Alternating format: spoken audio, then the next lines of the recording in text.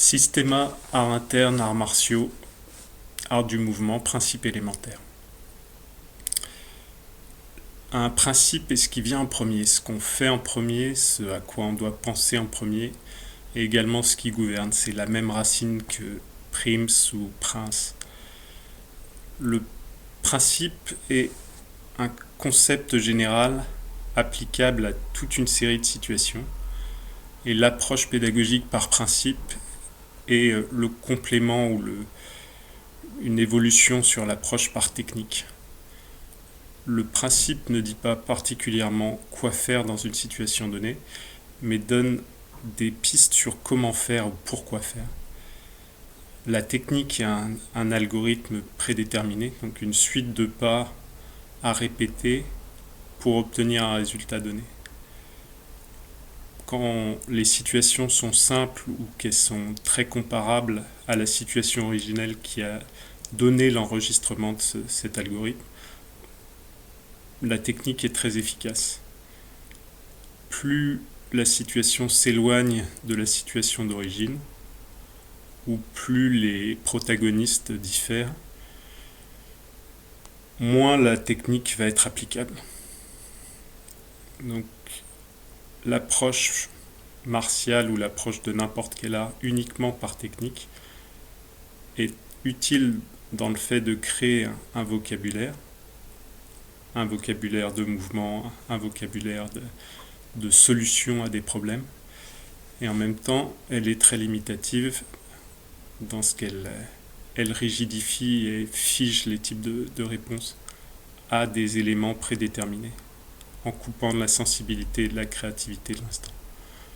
Donc entre l'approche technique pure et la sensibilité ou créativité pure dans l'instant, on trouve des tentatives d'utiliser des blocs beaucoup plus généraux, non prescriptifs, qui donnent des pistes sur le comment et le pourquoi de ce qu'on peut faire. Donc les types de principes qui sont déployés dans les arts du mouvement peuvent être catégorisés de plein de manières différentes. Les plus élémentaires seront dans nos approches scientifiques ce qu'on pourrait appeler les principes mécaniques. Par l'analogie courante de notre culture, de considérer le corps comme une machine, une externalisation qui permet d'amplifier des capacités. Il y a des manières d'employer la machine humaine, qui, comme on le verra ensuite, est une analogie très très limitante. Il y a des manières néanmoins d'utiliser cette machine qui vont optimiser les transferts de force et permettre soit de recevoir, soit d'émettre, soit de dévier plus facilement. Donc les principes mécaniques simples, pour résumer un petit peu, seront ce qu'on va trouver dans ce qu'on appelle en physique les machines simples. Donc vous aurez les rampes ou pans inclinés. L'idée d'un pan incliné est que pour faire un transfert de force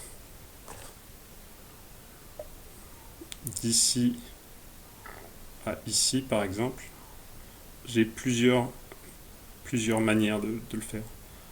La première, je peux lever l'objet que je vais amener sur une petite marche ici. Je peux le lever de près de cette marche d'un coup, le déplacer et le poser. Donc ça c'est très bien.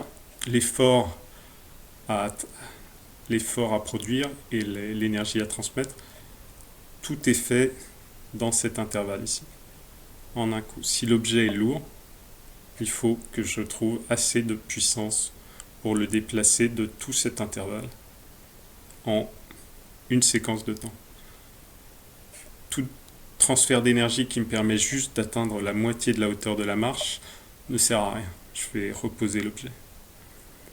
On pourrait trouver évidemment des quantités de stratégies intermédiaires qui auront des correspondances dans les arts martiaux ou dans les arts du mouvement. Par exemple, l'approche de marche permet d'avoir plusieurs paliers sur lesquels je vais pouvoir répartir l'effort. La marche est le premier pas qui va nous mener au pan incliné, à la rampe. Exactement de la même manière qu'en mathématiques, on peut désintégrer une courbe en petites étapes, en petites marches. Vous pouvez considérer une rampe inclinée en rajoutant des petits traits parallèles au sol et perpendiculaires. Vous pouvez la considérer comme une suite infinie de toutes petites marches. Et la logique sera la même. Je vais répartir un effort de transfert de poids sur une distance que je devais opérer en un seul coup sur une toute petite distance. Donc une toute petite distance entre le point d'origine et le point d'arrivée. Par contre, un grand différentiel de hauteur. Avec la gravité qui est une force qui s'exerce dans le sens opposé du mouvement que je veux, ce transfert va être rendu très très difficile. Donc l'idée des marches est de traduire une hauteur importante en plus petits éléments, en plus petite hauteur, en échange d'une augmentation de la distance horizontale. Je vais devoir cheminer plus, mais lever moins. Cheminer plus pour aller de là à là. Je vais passer par une marche, faire un transfert de force plus petit, pouvoir poser mon objet, le glisser éventuellement sur la marche, le ressoulever, etc., etc. La rampe est un genre de création d'un escalier contenant une quasi-infinité de toutes petites marches. L'objet que je veux transférer va pouvoir être poussé, monter un tout petit peu, être relativement stabilisé. Alors, pas de la même manière que sur une surface plane, manifestement, mais néanmoins, j'ai un appui qui permet de contrer partiellement la gravité. Monter, monter, monter, monter, monter. Donc j'ai une continuité de mouvement qui va me permettre de dépenser beaucoup moins d'énergie pour atteindre mon objectif. Ce principe de rampe, on le rencontre dans toutes les stratégies d'arts martiaux, d'art du mouvement, de prise de centre, de glisser le long des bras, le long des parties du corps. Des approches courantes, par exemple, vous essayez de déplacer la tête ou de rentrer dans le cou là, pour une strangulation, quelque chose comme ça. Donc il y a des approches où on va essayer de faire un genre d'objet contondant dur et pousser la tête graduellement. D'autres approches vont être de suivre les contours existants, de glisser en gagnant un tout petit peu d'espace à chaque fois. Plutôt que d'ouvrir un espace d'un coup, on va ouvrir un petit espace, puis un petit espace, puis un petit espace, puis un petit espace. Et là, on va réduire considérablement l'effort produit, à la fois dans le sens de l'émission ou dans le sens de la réception. Donc la rampe qui me permet de déplacer un objet vers le haut plus facilement va aussi me permettre de ralentir sa chute. Si je laisse tomber la balle à 90 degrés, donc là c'est l'inverse, la gravité va faciliter énormément le mouvement. Je pourrais faire un escalier vers le bas pour répartir l'énergie vers le bas en petits pas incrémentaux là, et du coup freiner le mouvement. Ou alors, je peux faire une rampe qui permet de ralentir par friction et de guider la force que je reçois. Donc ça, c'est très très très courant dans des milliers d'applications. Vous avez un coup qui arrive vers vous. Vous pouvez chercher à le bloquer directement en le rencontrant, ou vous pouvez chercher à présenter face à lui un genre de triangle, où vous présentez une partie de votre corps comme ça, en triangle, ça peut être une main. La force arrive. Vous décalez la pointe de votre triangle pour être tangent à la force arrivante. Et ici, vous venez de créer une rampe qui va ralentir et rediriger et disperser l'énergie à partir du point de contact dans une direction de votre choix. Quand la rampe est existante, il y aura un choc ici suivi d'une dispersion. Donc on parle de dessiner une forme. Premier principe, les pans inclinés. Vous voulez pousser quelqu'un, là encore, même chose. Vous pouvez pousser en force à 90 degrés, mais ça prend le maximum d'énergie, puisque vous cherchez, c'est l'équivalent de chercher à le déplacer sur la marche, là, même si c'est en plan horizontal, c'est exactement le même principe. Ou alors, vous allez glisser le long de son corps dans la direction relative vers laquelle vous voulez tendre, et vous créez une rampe qui va gagner petit morceau par petit morceau, en augmentant par contre la distance sur un axe ou sur un plan perpendiculaire.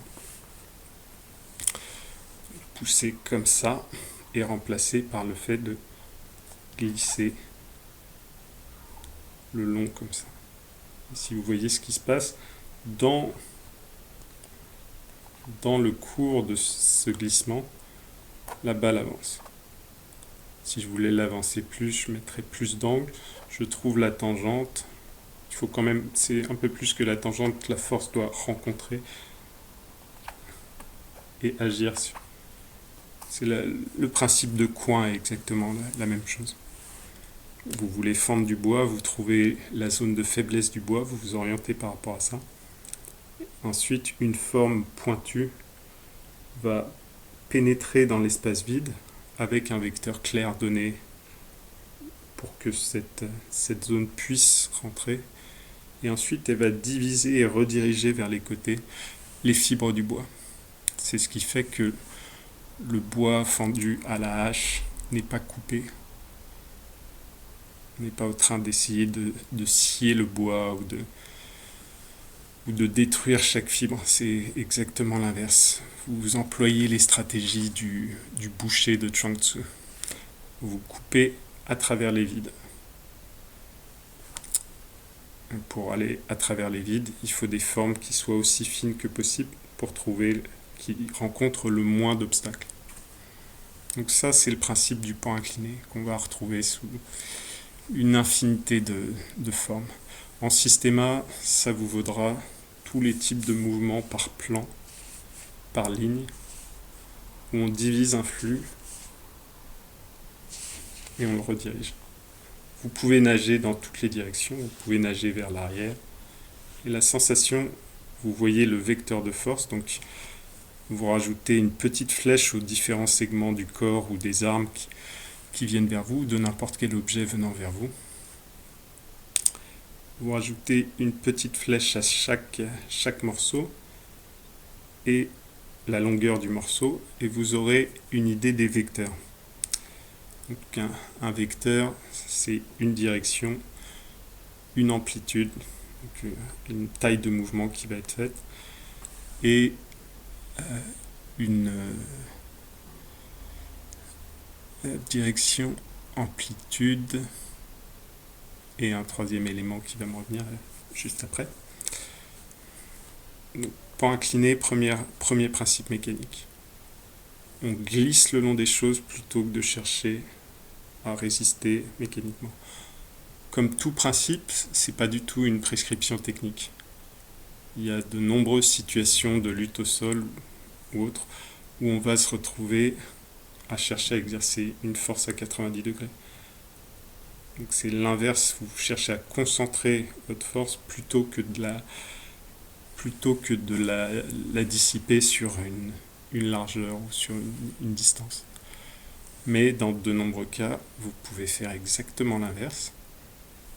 Vous allez faire glisser les choses autour de vous. Vous rencontrez un coup venant, vous pouvez passer quasiment sur une tangente et venir nager le long. De la même manière que quand on rencontre, si on imagine un coup qui vient jusqu'ici, plutôt que de venir le bloquer comme ça, je peux le dévier en appliquant une rampe qui va glisser et frotter graduellement et le décaler de son cours. Petite section par petite section. Soit vers lui, si le coup de poing vient d'ici, je peux aller vers le coup de poing. D'une manière tangente, c'est-à-dire que je vais toucher juste en un point ou en certains points. L'idée générale est que si vous faites un angle incident parallèle, vos deux routes ne se rencontrent pas, elles se superposent. Si vous faites un angle incident perpendiculaire, vous venez attaquer complètement à l'angle de pénétration maximum la force qui vient. Et si vous faites à 45 degrés, vous allez dévier dans la direction. Si vous mettez une flèche au bout des doigts, là, vous avez la direction dans laquelle je vais dévier la force. Je pourrais faire la même chose vers l'arrière et dévier à 45 degrés vers l'arrière. L'approche des rampes va être de faire un angle rasant qui va toucher quasiment que en un point et qui ensuite va juste frotter. Mais en frottant suffisamment pour dévier. Au moment où le triangle progresse, là, le point qui a été à peine effleuré quand il touchait la pointe va être décalé de plus en plus par les sections plus grandes. Si vous imaginez votre pyramide en train d'avancer, quand ça touche le bout, il n'y a presque pas de contact, presque pas de déviation. Plus ça arrive sur des bandes larges, plus la déviation va être forte. Principe 1, mécanique, le principe de pan incliné ou de rampe. Principe 2, deuxième machine simple, tous les systèmes de levier. Donc, un levier, c'est, dans sa définition la plus basique, un membre rigide avec un point de rotation et un point d'application de force. Et ensuite, un bras, qu'on va appeler le moment de la force. Ensuite, donc il y a plusieurs types de leviers. Je peux avoir un appui ici et faire un levier avec un point de rotation qui est loin de l'endroit où se concentre la masse que j'essaie de bouger. Donc ici, la masse que j'essaie de bouger, c'est tout le corps du bâton. Le point d'application est à une extrémité, le point de rotation est à l'autre. Ça, c'est un type de levier. C'est différents noms. Je ne vais pas rentrer tout de suite dans le détail. Le levier le plus courant auquel on peut penser, c'est ce type de levier-là. J'ai la force, la masse que j'essaie de déplacer, le point de rotation, le point d'application. Et là, le point de rotation est entre le poids que j'essaie de déplacer et le point d'application.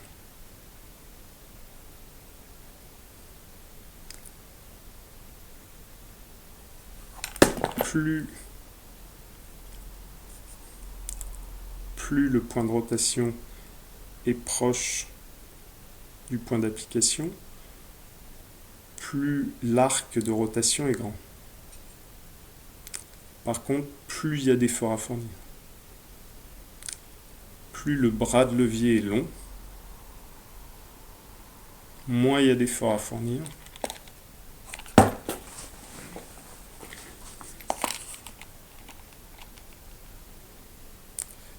Moins il y a d'efforts à fournir, mais plus l'arc de déplacement est court. Donc ça, les leviers, c'est la base de tous les systèmes de clés, une grande partie des systèmes de projection, d'amener au sol. C'est la base d'une quantité immense, c'est la base mécanique aussi de toute une série des mouvements du corps. Le principe général pour développer ces ressentis, c'est l'emploi d'objets rigides. On développe la compréhension des principes de levier avec des bâtons, par exemple. Tous les systèmes de redirection des bâtons, vous avez, si vous faites du Joe ou n'importe quel type de bâton à deux mains, vous avez une main qui sert majoritairement de fulcrum, de point de rotation, et l'autre qui sert d'application de force. L'objet ou la force que vous allez essayer de déplacer sera situé à cette extrémité-là. Donc la même chose pourrait se produire, vous avez une force qui est là, et là cette fois-ci, ça va être un autre type de levier. Vous déplacez ça comme ça. Un troisième type de levier, la force serait en haut, l'application de la force est vers le bas, et le fulcrum ou le point de rotation est encore plus bas. Levier, donc un classique, vous êtes au sol en lutte, quelqu'un est sur vous. Première possibilité qu'on voyait, vous pourriez glisser le long du corps ou le long du visage pour essayer de créer une rampe. C'est rendu très difficile dans beaucoup de situations et ça peut créer des... Les principes ne sont jamais des prescriptions stratégiques. Vous pouvez comprendre le principe d'application d'un point incliné, réussir à guider une énergie ou à dissiper une énergie, et en faisant ça, vous trouvez dans une situation tactique qui sera dommageable pour votre jeu ou pour la situation dans l'ensemble. Donc c'est pour ça qu'il y a une compréhension vraiment majeure de ce qui doit être développé dans n'importe quel art, et là l'exemple premier étant les arts martiaux et le systéma notamment. Les arts martiaux, dans une approche simple, sont pensés comme étant du conditionnement physique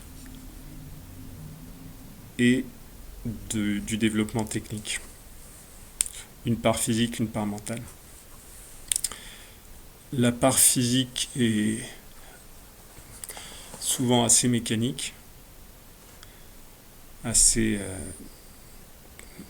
peu planifiée, assez peu optimisée, sauf pour des athlètes. Si vous commencez à rentrer dans des conditions avec de l'argent au bout, vous commencerez à avoir des méthodes d'entraînement plus subtiles, où il y a une prise en compte des différents aspects de la personne. Prise en compte émotionnelle, prise en compte énergétique, prise en compte mentale. Le mental se réduisant pas du tout juste aux pensées ou idées et narrations, mais incluant toutes les formes de mise en lien d'informations, de sélection d'informations et d'agrégation d'informations. Donc la perception est déjà une des formes du mental. Au-delà de la perception, l'interprétation de ces perceptions, en faire sens par rapport aux catégories existantes, c'est une deuxième strate du mental. La création à partir de ces agrégations d'interprétation, de narration, est une troisième strate du mental. Tirer de ces narrations des communs pour en faire des modèles ou des formes de connaissances, ce sera une quatrième ou cinquième strate du mental. Donc dans tous les cas, que vous en ayez conscience ou pas, ou que vous le souhaitiez ou pas, si on zoome assez sur ce qui se produit dans n'importe quelle interaction physique, vous aurez toutes les différentes gradations, toutes les différentes strates correspondant à ce que dans des traditions spirituelles ou énergétiques, on va appeler les différents corps. Le terme a tendance à perdre. L'idée première, c'est n'importe quelle situation physique va avoir, physique dans ce sens-là, on pense à n'importe quelle situation qui est déterminée par des interactions de blocs denses de matière, va avoir des composantes énergétiques. Énergétique, le sens premier, c'est tout ce qui permet de générer, d'altérer ou d'empêcher le changement. Donc les premières formes d'énergie, ça va être des transferts de masse par des déplacements à l'extérieur ou par des restructurations à l'intérieur, des déplacements internes. Des formes d'énergie, on en trouve une quantité infinie. Des types de sources capables de générer des changements, il y en a un nombre quasiment illimité. Un transfert de masse est la première forme d'énergie applicable, la plus évidente. C'est celle sur laquelle on travaille pour pouvoir comprendre les autres. Mais quand vous avez votre transfert de masse, vous pouvez commencer à avoir un transfert de masse moins dense, un transfert de fluide, ou un transfert d'un élément plus visqueux comme de la chair. Ensuite, vous pourriez avoir un transfert d'air, un souffle de vent agit sur vous et vous pousse. Mais comme la densité de l'air est beaucoup moins grande que la densité du solide que constitue votre corps, avant que le souffle d'air atteigne une vitesse très importante qui compense son manque de densité, il est très rare que le souffle d'air vous bouge. Par contre, le souffle d'air bougera une voile, ou le souffle d'air bougera une feuille, ou une plume. Donc, c'est des rapports proportionnels de densité. Ce qu'il faut comprendre là-dedans, c'est que tout ce que l'on emploie dans une approche mécanique sera ensuite retraduit, jamais complètement à l'identique. Là, je vais employer beaucoup dans ces vidéos l'approche des analogies pratiques. L'analogie, c'est trouver le commun dans le différent. Et une analogie pratique, c'est l'emploi de domaines dans lesquels on a une expérience vécue, qui partagent des communs avec d'autres domaines. C'est le premier commun qui permet la communication. Et à partir de là, on peut aller explorer des transferts d'autres contenus venus d'un domaine à un autre, qui initialement ne paraissent pas nécessairement communs. Donc, deuxième principe, les leviers. Le levier initial est opéré à partir d'un membre rigide. Donc, ça peut être l'avant-bras, ça peut être n'importe quel segment du corps. Et il est opéré à partir d'un point de rotation. Donc, il y a cette notion, le point de rotation doit être loin du point d'application si vous voulez une grosse démultiplication de force. Vous échangez par contre cette grande démultiplication de force par un faible mouvement au bout. L'arc au bout ici est petit. Si vous voulez déplacer quelque chose beaucoup plus, vous allez réduire le bras de levier, la distance entre le point d'application et le fulcrum, le point de rotation. Ici, j'ai un beaucoup plus grand arc de déplacement au prix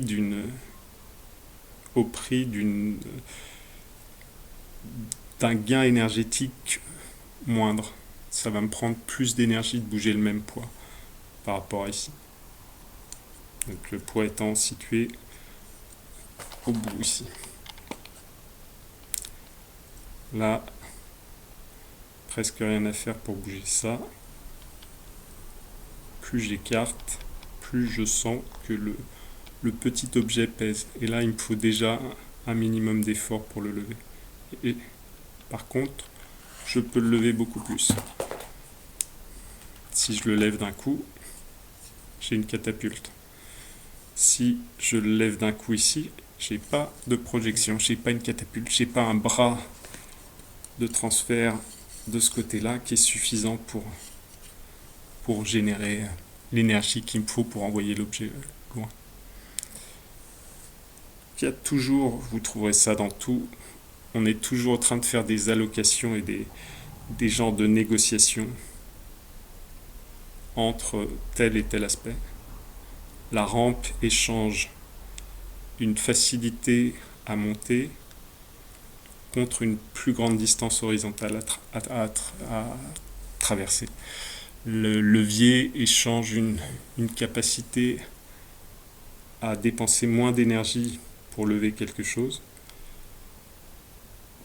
contre une capacité à le lever moins. Le truc est assez logique.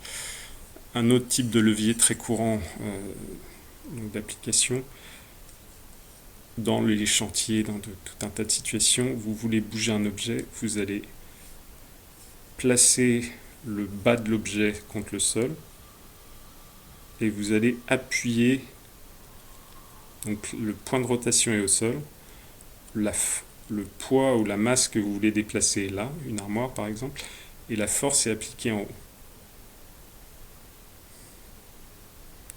Et là vous avez un des types de levier comme un autre type, c'est le même type de levier que vous auriez avec la brouette. La roue est là, la charge est là, je lève comme ça. La brouette se sert de la roue, et la roue, pour revenir à premier principe, la roue c'est une rampe continue, fermée sur elle-même. Donc c'est une manière de transférer, de faire des tas de petites marches comme on le voyait, et c'est une manière qui va pouvoir se transférer de manière continue dans une boucle infinie. La forme seule, sans le mouvement, ne suffira pas à obtenir les résultats escomptés. Donc la roue implique un axe de rotation et un mouvement autour de cet axe de rotation. Le mouvement autour de cet axe de rotation est un levier. Vous avez le moyeu d'une roue, son centre, on va le mettre au milieu là. Ça, ce sera l'extrémité de la roue. Ça, ce sera l'extrémité inverse.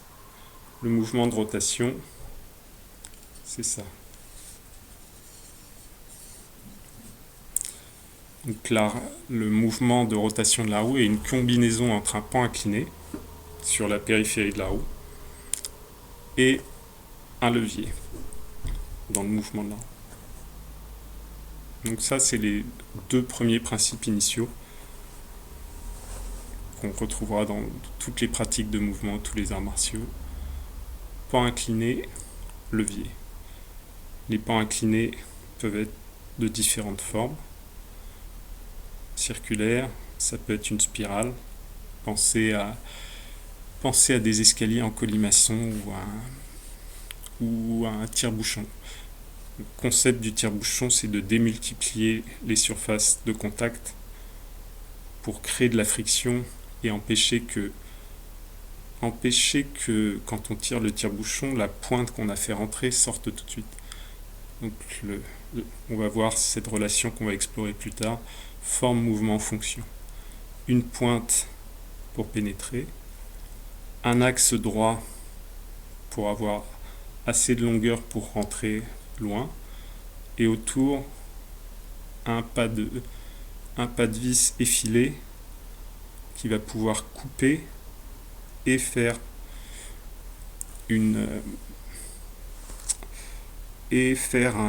répartir un long trajet, créer beaucoup de surface de contact et de friction, et ensuite permettre une accroche là quand on va tirer de manière linéaire, ou dans des tire-bouchons plus évolués, vous passez de ce pan incliné à un système de levier avec des moyeux, enfin des cogs,